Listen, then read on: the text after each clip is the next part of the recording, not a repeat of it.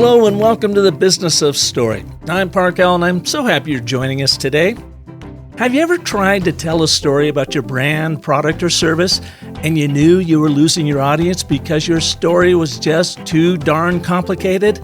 It happens to all of us. Einstein said genius is making complex ideas simple, not making simple ideas complex.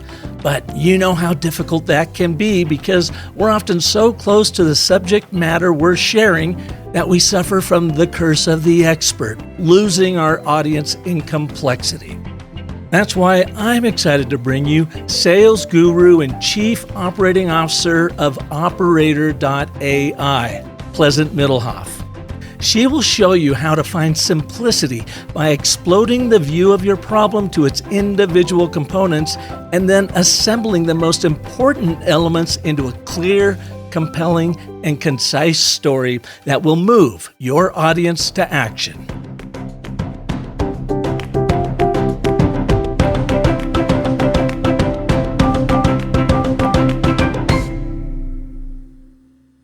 Man, it must have been 20 years ago when I was sitting in the office of our client Global Water in Phoenix, Arizona.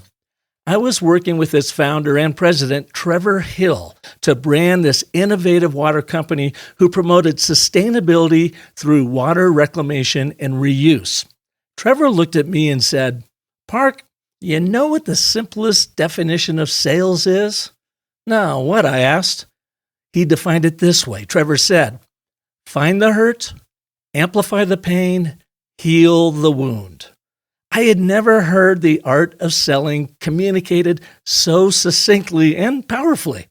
It wasn't until I started studying the art of storytelling that I realized Trevor's profound explanation is simply the three-act structure to story. The ABT is a great demonstration of this, and by the ABT I mean the and, but, therefore framework. With your and statement of agreement, you find the shared vision of what your audience wants to achieve and you communicate to them, getting them to nod their heads in agreement, right? Then in your but statement of contradiction, you introduce the hurt they're experiencing and amplify the pain it is causing because of a major problem that needs to be resolved.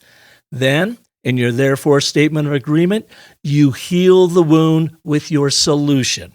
The ABT is a brilliant tool to make complex challenges simple to communicate and easy to solve because your audiences get you.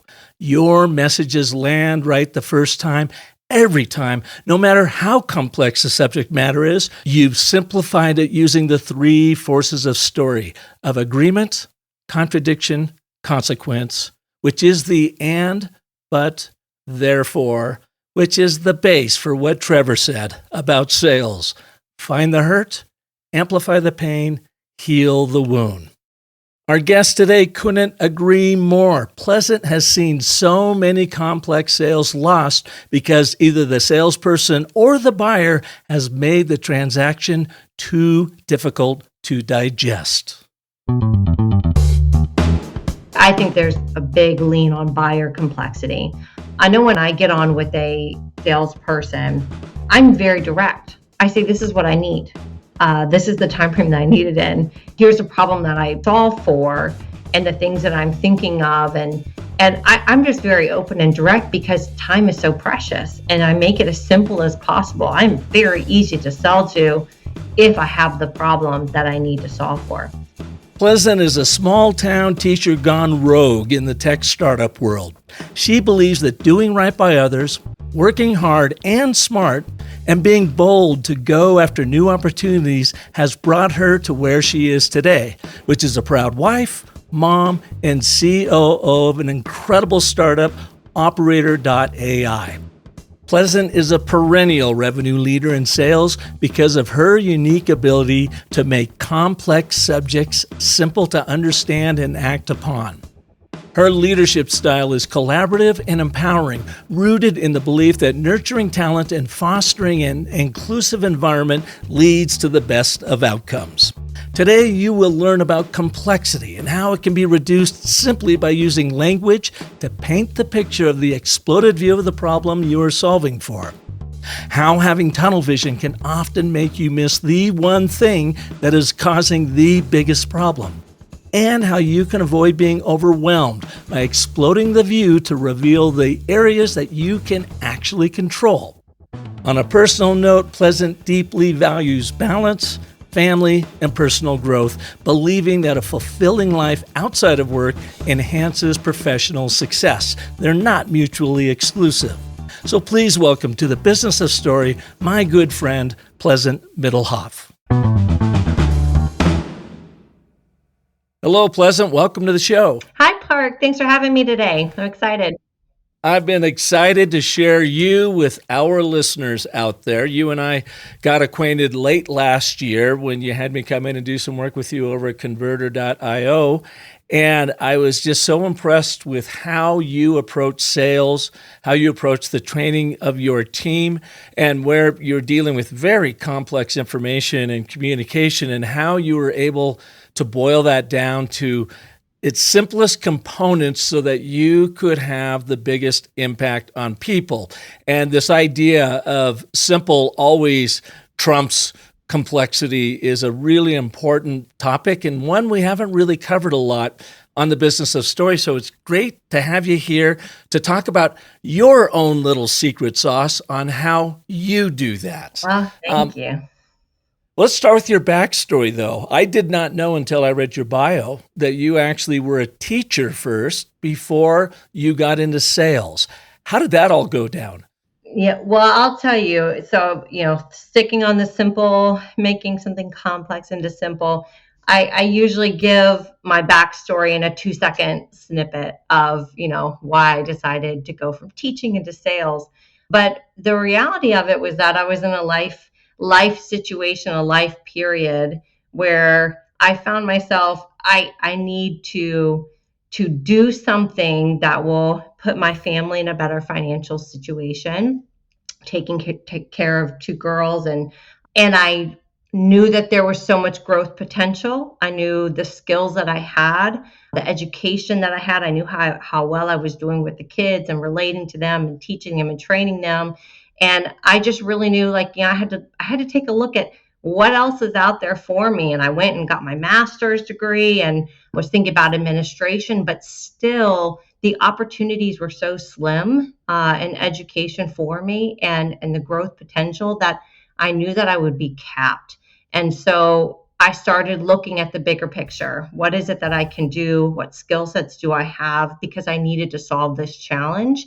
And I started looking into education sales. And so that is how I went into this sales world and found a great company that I was able to really do well with and talking to districts. But it took me really looking at the big picture of, where I wanted to be and the challenges that were being presented to me, and really assessing, here's my skill sets. Here's what I'm very good at. Here's, I could stay at a 40-some thousand a year job, or find something where there's a little bit more risk, but a lot more reward if I put my hard work into it and really apply the skills that I knew I had.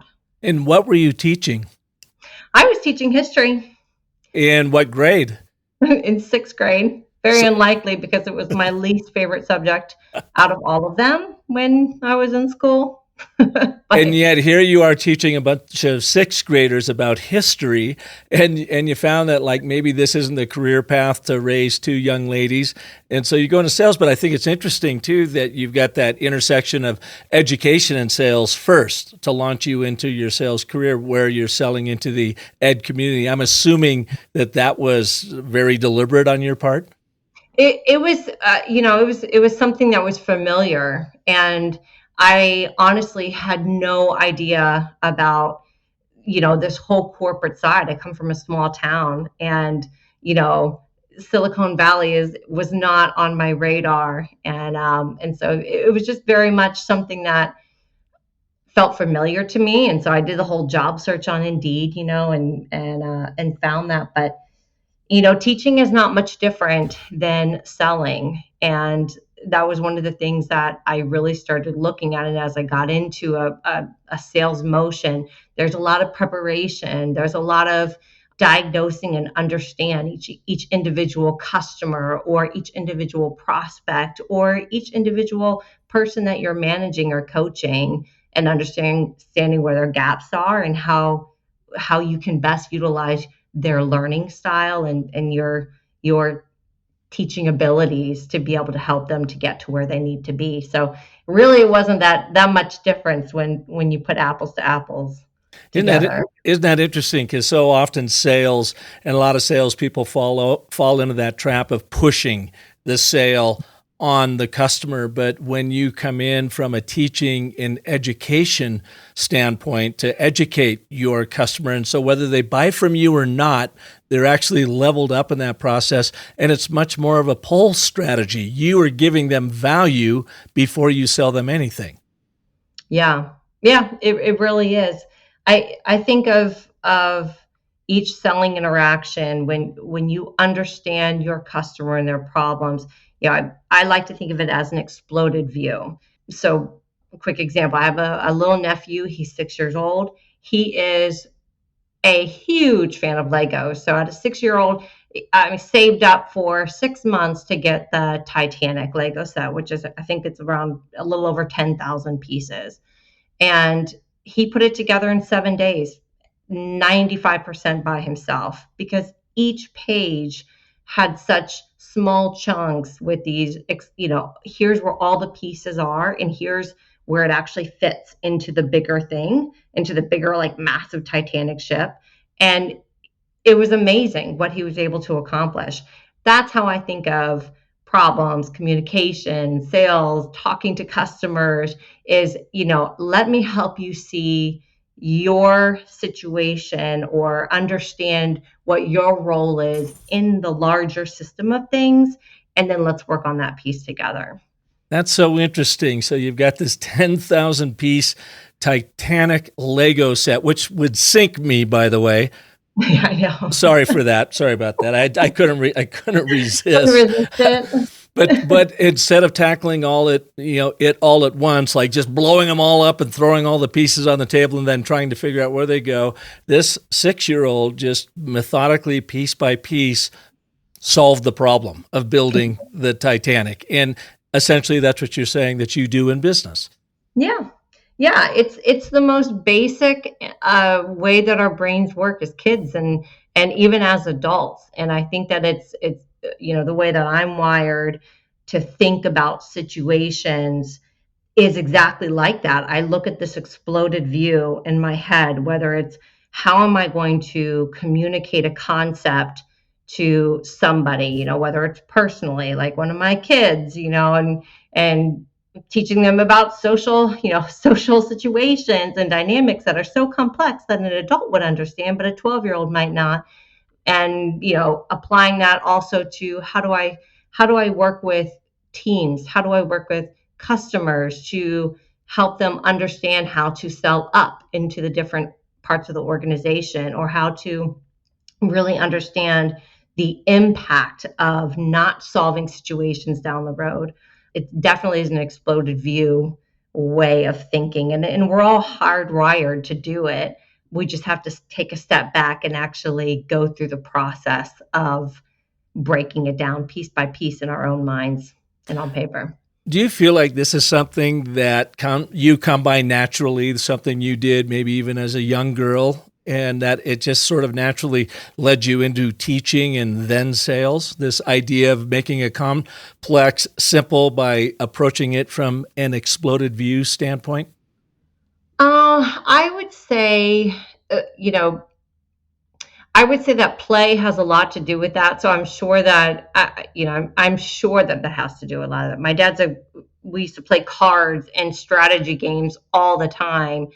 So I'm sure that has to do with it and those milestones as a kid, and just hard work. When you figure a situation out, you put the hard work in, and then you get the task accomplished. But I don't know. I think that it is more so, people function differently. Their brains function differently. For me, it took me later in life to realize that this is actually what I do in my brain, and then be able to apply it as kind of like that unconscious success. Like, what are you doing to be successful? Like, I don't really know what I'm doing, but I know I'm doing it. So it took me a little bit later in life to recognize it, but I think everyone has the capacity to do it, because it's so simple. And that's the thing. It is so simple when you sit down and you look at a situation, you look at a complex problem, and you start breaking it apart. You look at your internal role, and you're trying to get a promotion. Let's take a look at all the external factors, the challenges, the roadblocks, and let's figure out, here's all the simple things that I need to get done. Here's my blockers, and here's how I can take a 360 view and attack the problem at all angles, or attack the situation at all angles. And then I'm not so overwhelmed. Yeah, that makes sense. What was your favorite strategy game growing up? Cribbage. Oh, yeah. My dad and I think we've had a 20-year running tally of who's winning which round. I'm And pretty sure I'm still in the lead, but he would probably tell me differently. selective memory. I love Yes, that. completely. I don't know if it's selective or biased towards him always winning. So I love cribbage too. I learned it in college, and me and my buddies played it all the time. And my wife Michelle, who's a big time gamer, card player, every board game you could imagine she loves playing. I've been teaching her since the beginning of the year cribbage. And at first, it was kind of blowing her mind, and now she's got it, and I think she's addicted. So it's a wonderful game. yeah. My husband taught me briscas, which is a card game that he grew up in Puerto Rico playing, and he was very certain that he was going to be the winner as going on, but he didn't realize how much I actually played cards with my dad when I was growing up. And what was that called? What card game? Briscas. Briscas. Never heard of it. Yeah, it is so much fun, but it definitely takes a lot of counting and a lot of strategy. So, well, yeah. how long have you been in sales? When did you make this transition from teaching sixth graders history that you didn't particularly enjoy teaching to sales? Yeah, so I've been in sales for a little over 10 years now, and I am very proud of the career path that I've had, because I look at myself today and where I'm at now, and I've had very fortunate experiences by meeting the right people and developing the right relationships to be able to go into different companies and that have been high growth unicorns. And so now I'm with a company called Operator.ai, and we're starting it from the ground up with two co-founders, one that I worked with previously at Outreach, Mark Costaglo. And it's exciting because it's a new role. I'm the COO, and coming into a brand new position that is so important, because you're developing the whole aspects of how the business runs and the operations. Again, it's that same idea of like, this could be very complex, this could be very overwhelming, or we can sit down and take a look at all the strategic pieces and move forward. So 10 years plus in the making, and now making a little bit of a pivot more into strategy and operations. Well, we'll learn a little bit more about Operator.ai here in a minute. I want to learn a little bit more about you, Pleasant. Tell us about 10 years ago, your first in-person selling experience. Well, so I will tell you, as a teacher, going into sales and doing my selling as an educational seller, that came secondhand to me, and it was something that I was so prepared for. And actually, because I've been a classroom teacher going into district selling, it was so much fun, because I had so much understanding, so much knowledge, that it was very successful for me. When I made the transition from that job to outreach, which was maybe about a year and a half later, it was honestly a whole different realm of selling to me. I mean, it was the digital aspect and the tech landscape, SaaS sales. I mean, it was completely different to me, and so I did a lot of learning.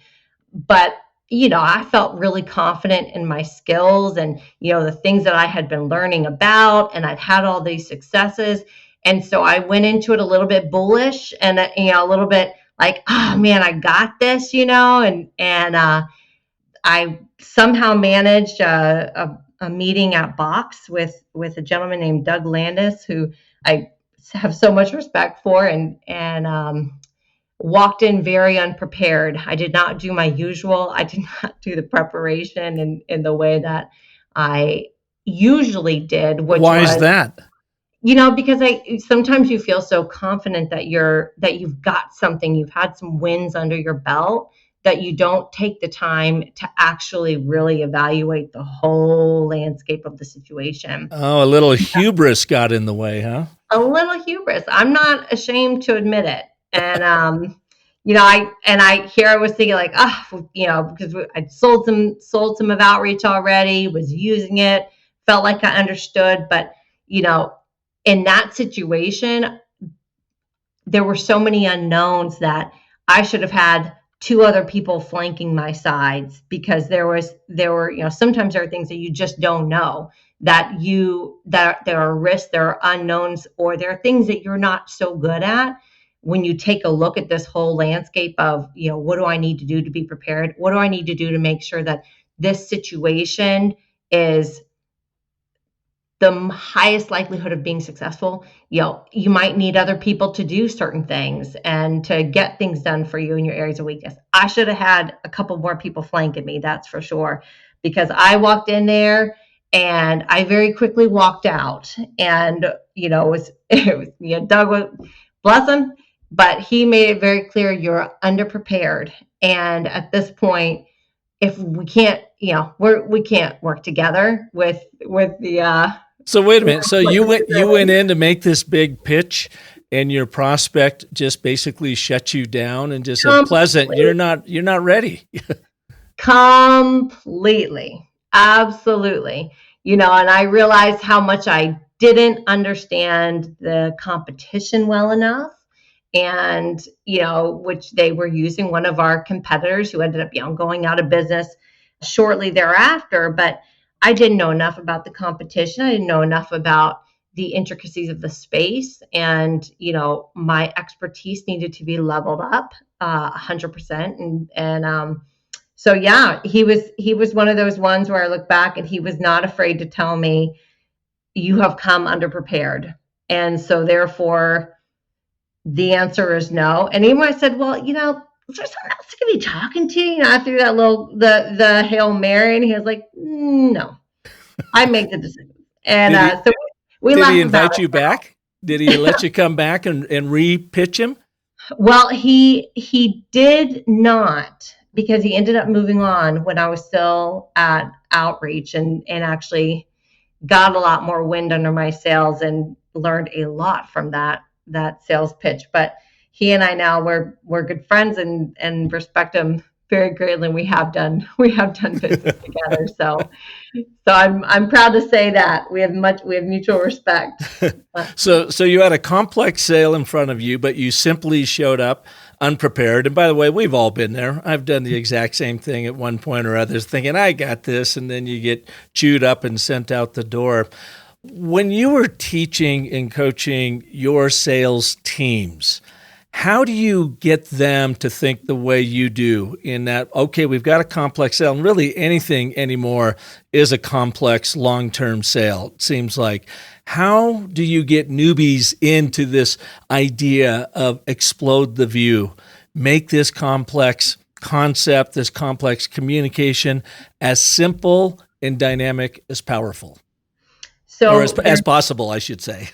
Yeah, I mean, it definitely depends on the product that you're selling.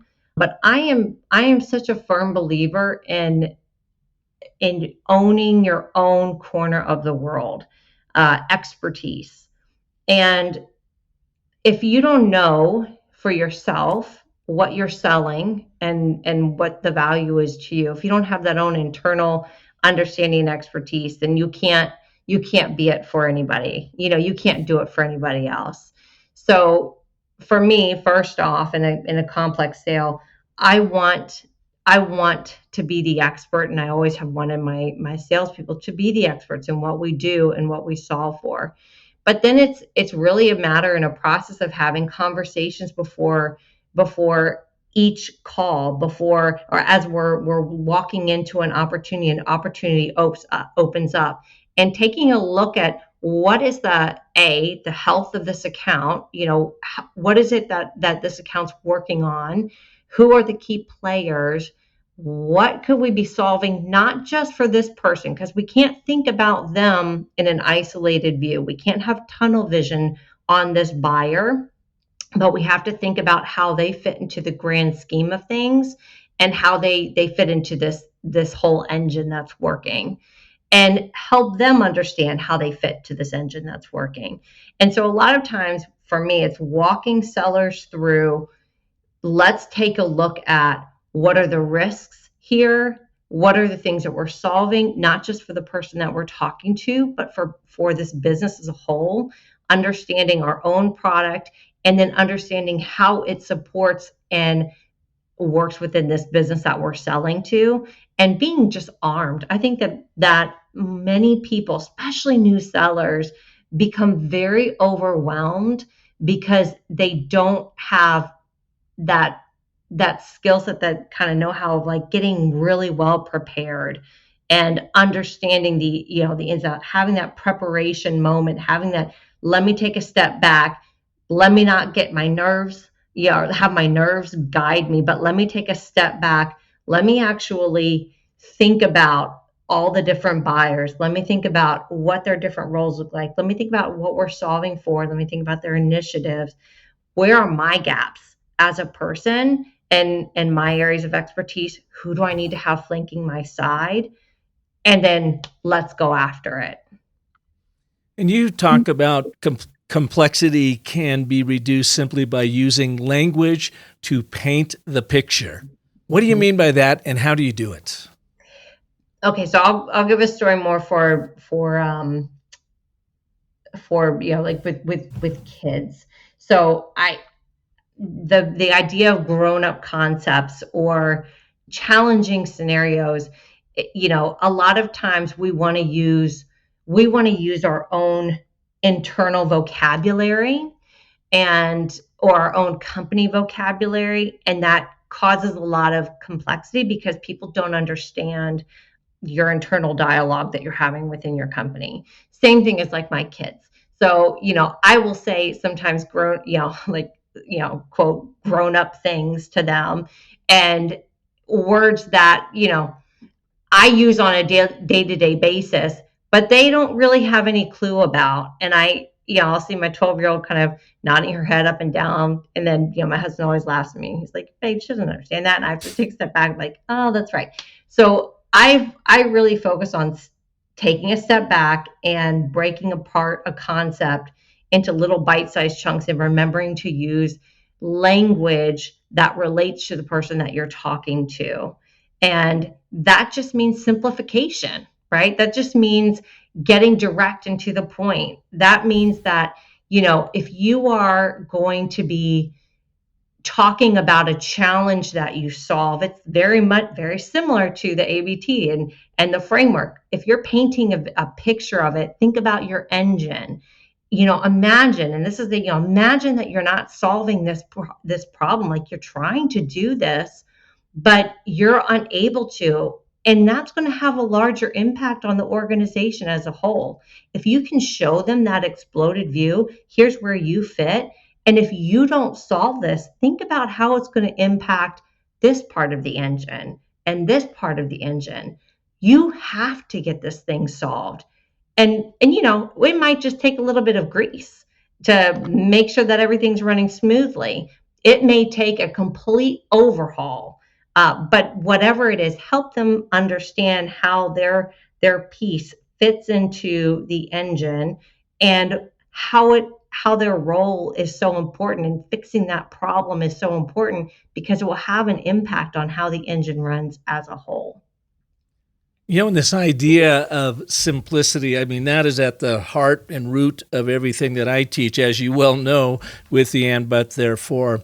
And a few shows ago, I was quoting from a book that a good friend of mine referred to me. It was called Same as Ever, A Guide to What Never Changes. It was written by Morgan Housel, who also wrote the famous The Psychology of Money. And so Morgan comes from a very complex financial investing background and whatever.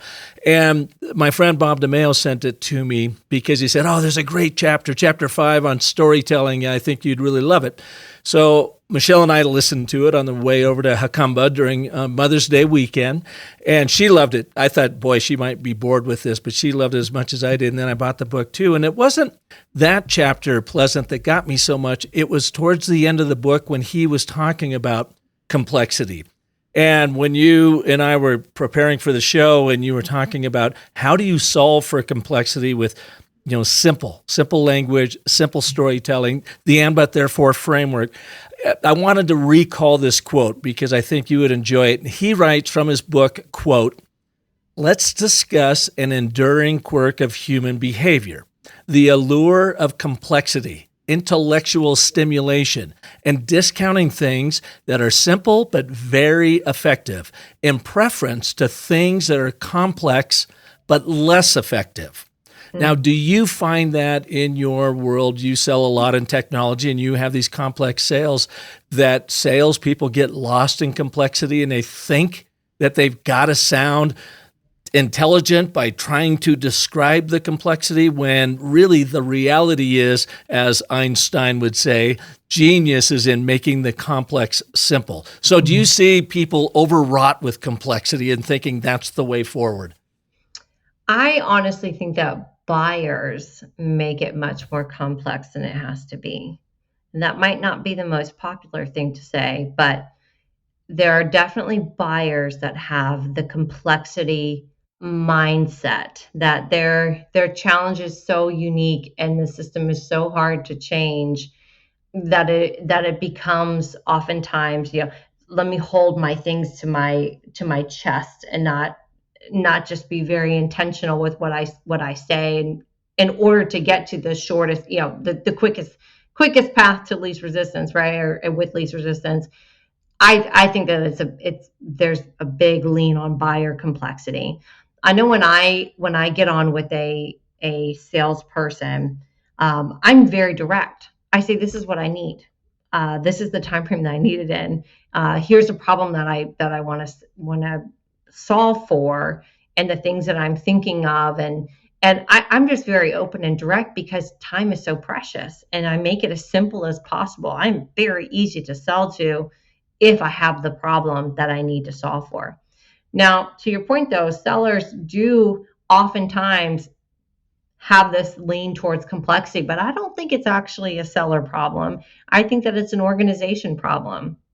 Many times companies are so developed operationally that have these processes that are not customer driven, but more so internally driven to how they think customers should buy, how they think the language should be, and all of that it actually introduces far more complexity than being customer centric when you're engaging in a sales conversation.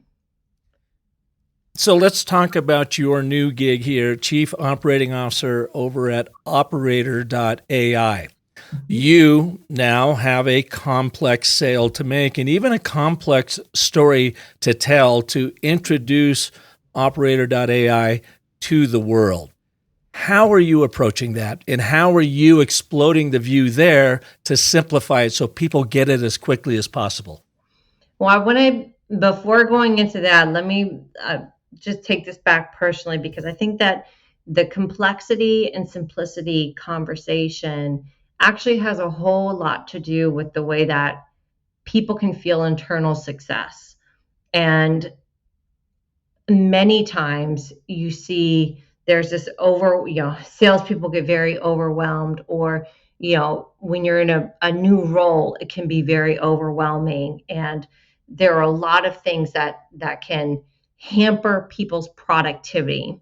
One of the things that I'm very proud of, and my CEO, Mark, will say is, she gets things done. She just gets things done, and you don't even know half the time what she's dealing with on one side, but things get done. She'll send me 2 Slacks and things get done, and I'm very proud of that. One of the reasons why, though, that I'm able to do that is because coming into this role, I did my research. What are all the, like, what is my area of expertise? How can I use my sales skills to be a really killer COO and make sure that our company is running smoothly so that everyone else can do their jobs?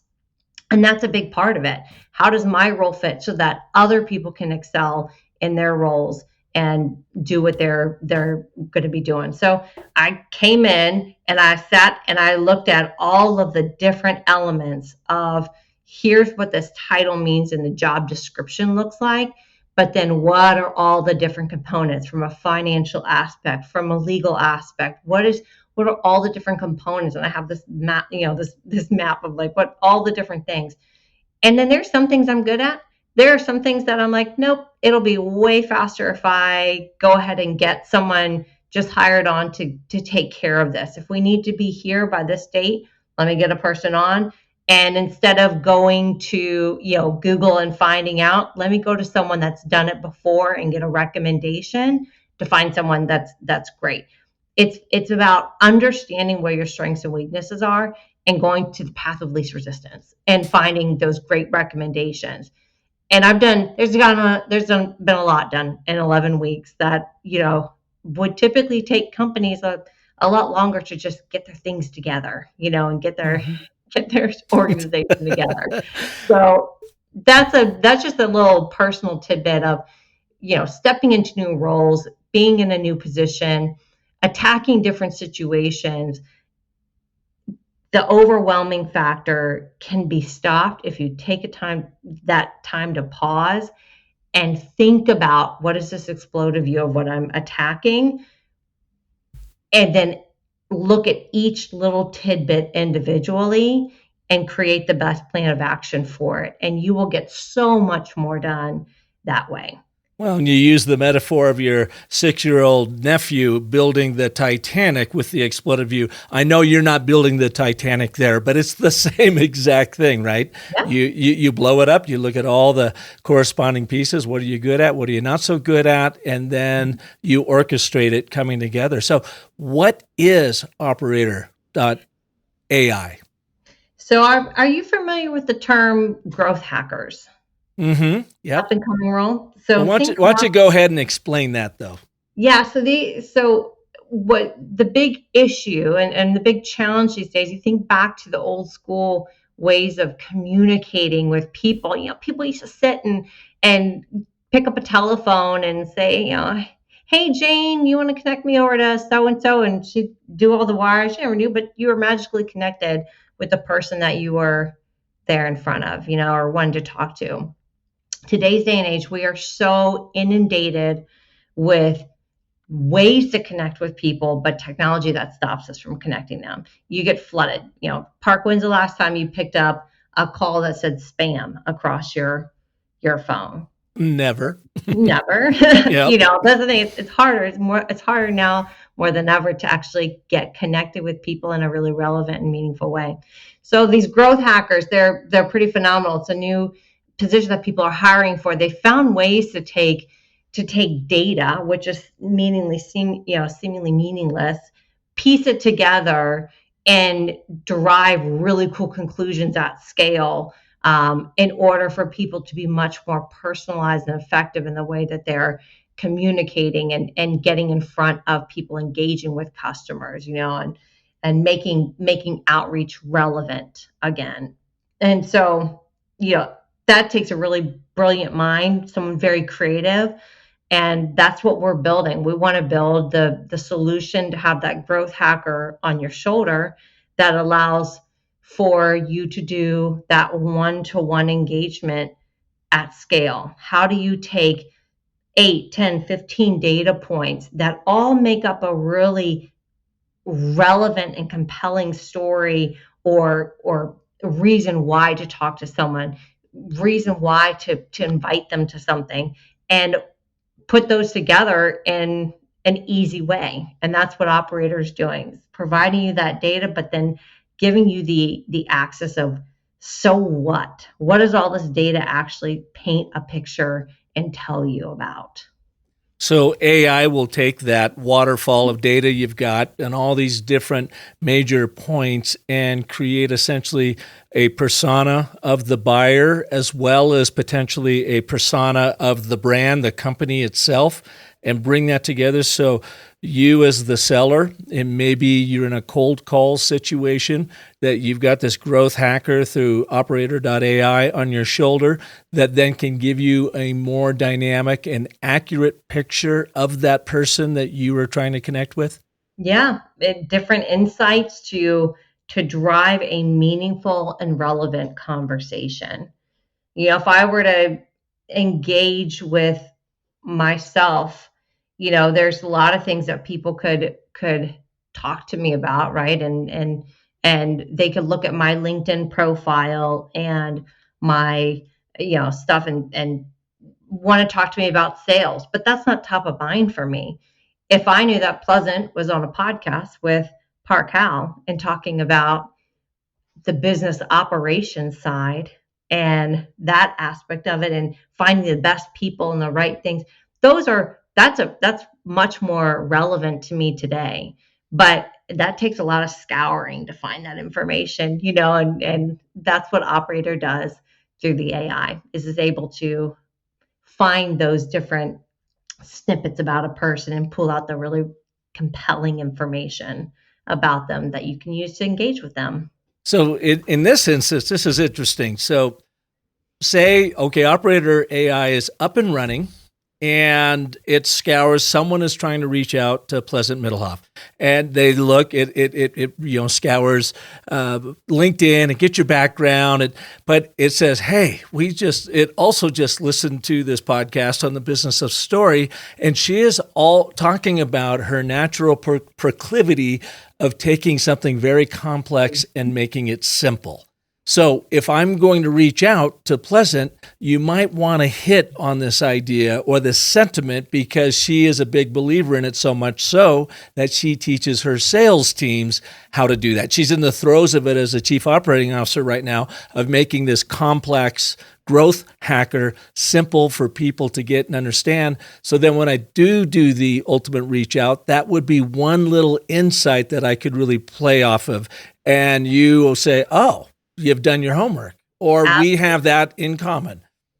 That's exactly right. It's bringing that recommendation of, here's what she cares about. Yeah. Here's what the business cares about. And again, that's all about, when I think about those little engine parts, it's really hard as a person to sit down and do that exercise. And a lot of times, if you don't do that naturally, then it is an exercise of perseverance to get through and to sit down and really do that type of exercise. But I want something to be easy for me to do.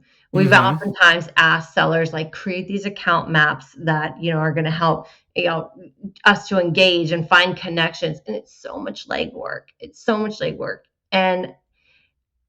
But it needs to be done, and so if I can give them something that, is like, here, ready made for you, here's the best people to go and talk to and attract them to talk to you, because you're giving them really relevant pieces of information. That just brings simplicity to people's lives. Well, That you connect motivation. Yeah.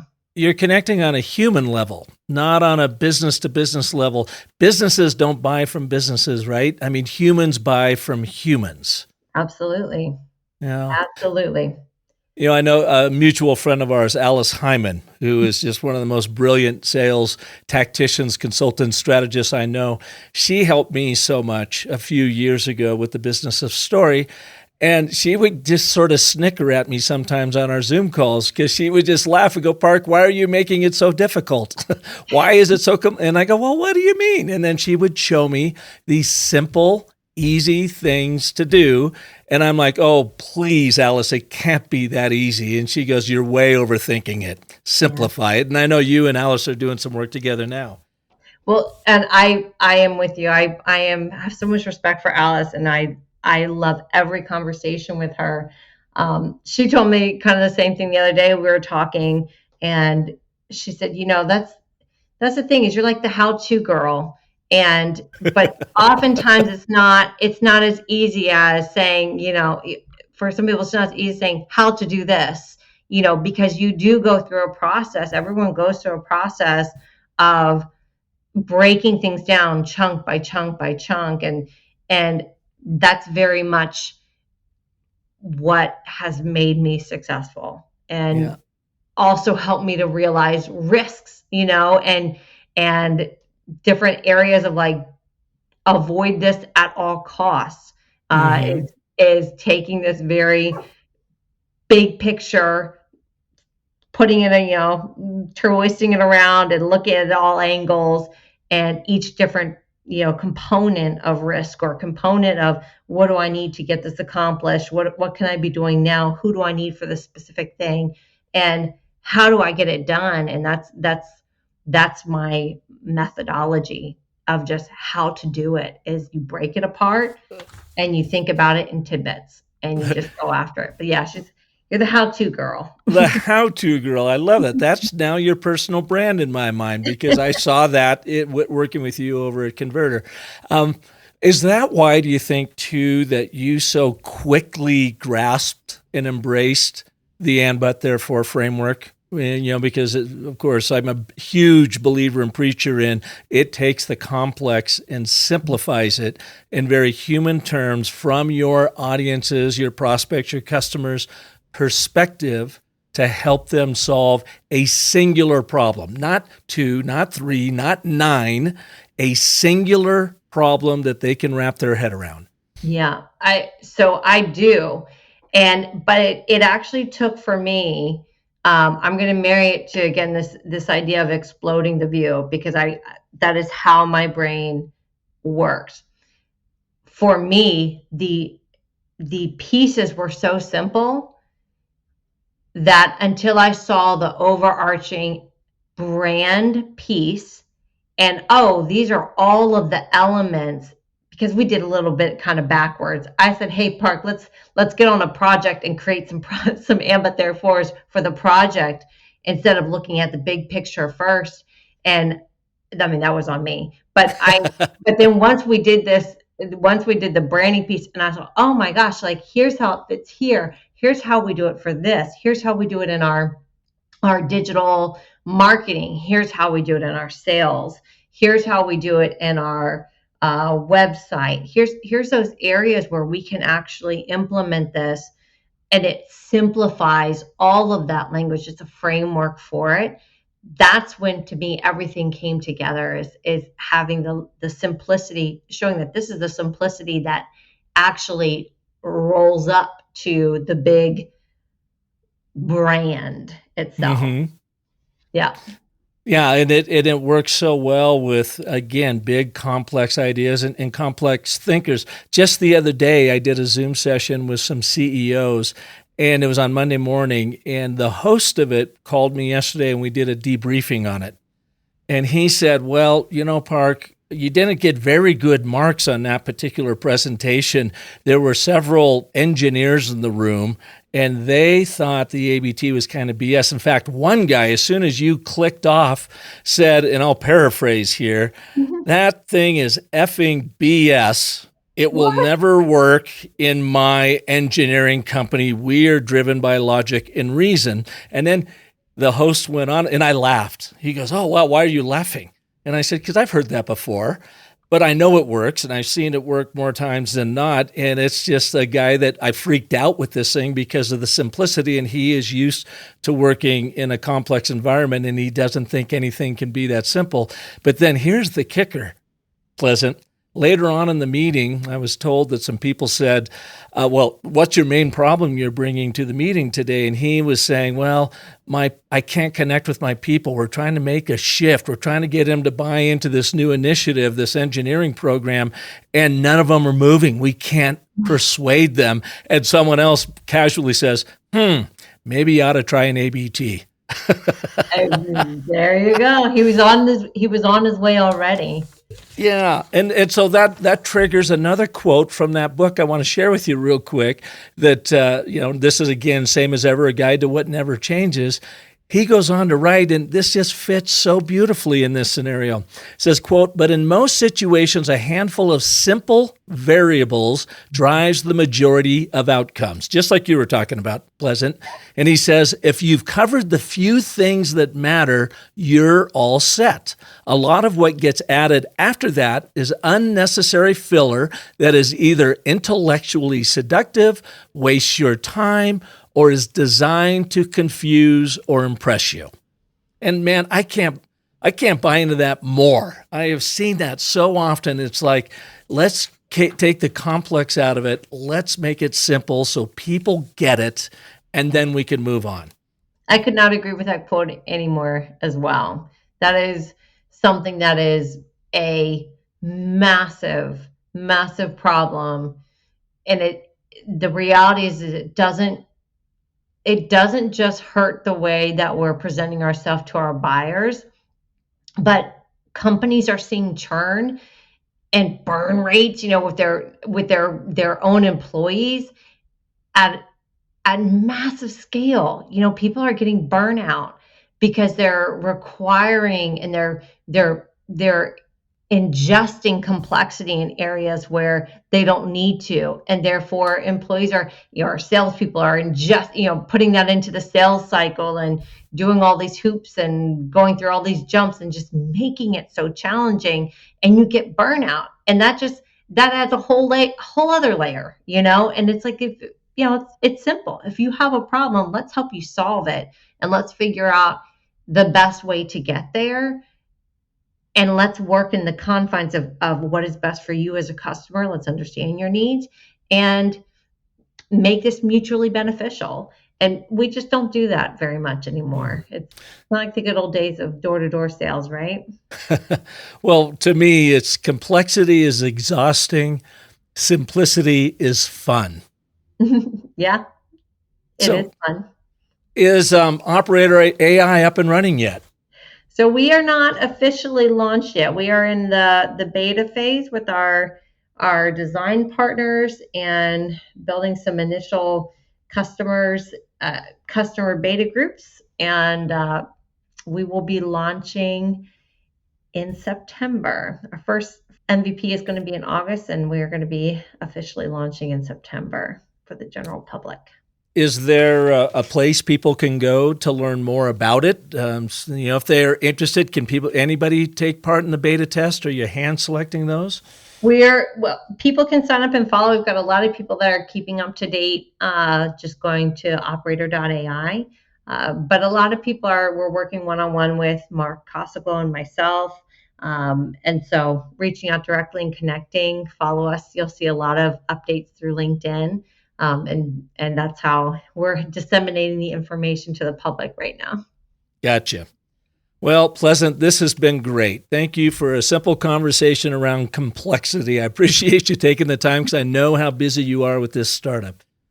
Absolutely. It has been a lot of fun, and I hope it was enjoyable. And listen, these are things that you're hardwired for. People are hardwired for. And when you remember that and you think back to your 6-year-old self of putting together the puzzles and putting together your Legos and just following those instructions and apply that, you can accomplish so much more, and your productivity is going to be so much greater.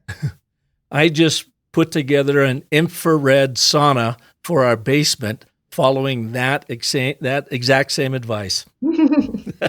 I just put together a dresser for a college dorm with my daughter, and thank goodness it had the directions like that and the simple advice. Oh, that's awesome. Well, thank you so much, Pleasant. I really appreciate it. Thanks, Park. Thanks for having me. Be honest. Have you ever tried to sell something, but you ended up sounding like this guy? For a number of years now, work has been proceeding in order to bring perfection to the crudely conceived idea of a transmission that would not only supply inverse reactive current for use in unilateral phase detractors, but would also be capable of automatically synchronizing cardinal grammeters. Such an instrument is the turbo-encapulator. The original machine had a base plate of prefamulated amulite. It may also be employed in conjunction with a drawn reciprocation dingle arm to reduce sinusoidal repleneration. If you're leading your pitches with data, graphs, charts, and stats, salted with a little jargon, then you are that guy, and your message repels versus resonates. Now you can immediately simplify, even humanize your complex messages, so you become immensely more influential when you follow an easy 3-word story structure called the and, but, therefore, or ABT. The ABT Agile Narrative Framework will help you sell more by actually saying less. Learn how to put this messaging marvel to work for you through a quick online course at businessofstory.com/ABT and stop sounding like a bot to your buyer. Bam.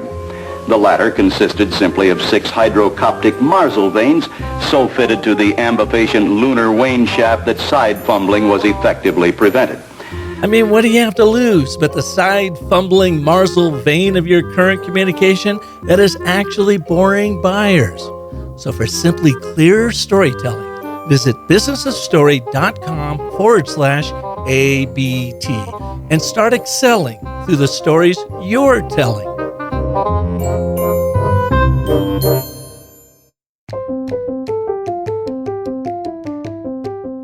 Thanks for listening to and sharing my conversation with Pleasant. And please do me a big favor of rating and reviewing our show on iTunes. It's a simple gesture that helps us get found in the complex world of podcasting. Hey, a big shout out to Caden Howell for editing our show, to Marissa Hill for her marketing and community development, and of course to Darius Holbert, who has composed our theme music. If I can help you and your people grow as more confident and persuasive storytellers to grow your business and your career, give me a shout. Shoot me a note over to park@businessofstory.com. And please join me next Monday when I will have another amazing story artist right here for you. And until then, remember that the most potent story you will ever tell is the story you tell yourself. So make that one a great one. Thanks so much for listening.